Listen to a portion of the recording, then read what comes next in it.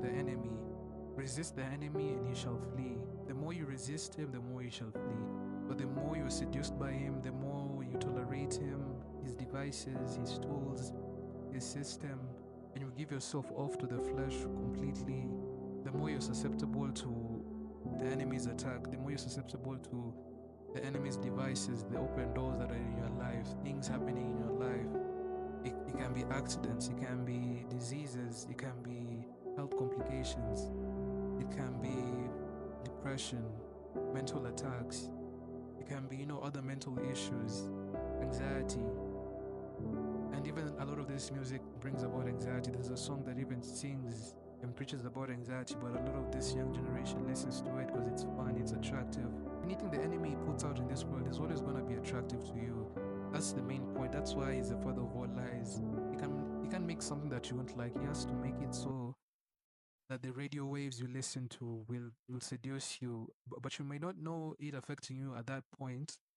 But it's a cycle. It takes time for it to build up in your system, for it to build up strongholds in your life, where you wonder why you can't let go of these things. Ama, when you're without this certain thing, it's like, it's like you're not yourself. Ama, you can't do without it. It's almost like withdrawals. Some people have withdrawals from certain music.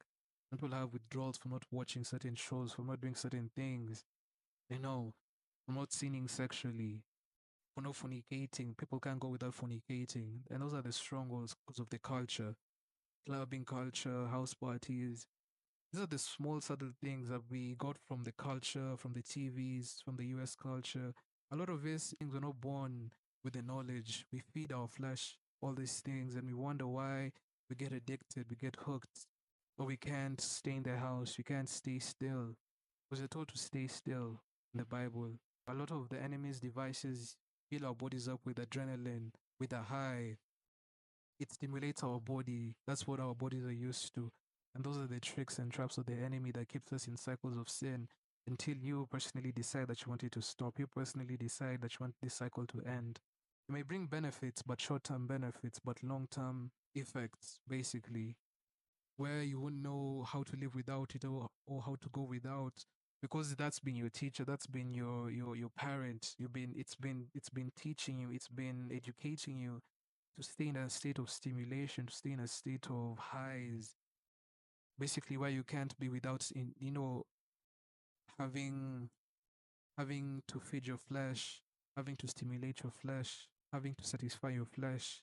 Where you're so much in the flesh, you don't even know how to live in the spirit. You don't know how to dwell in the things of God.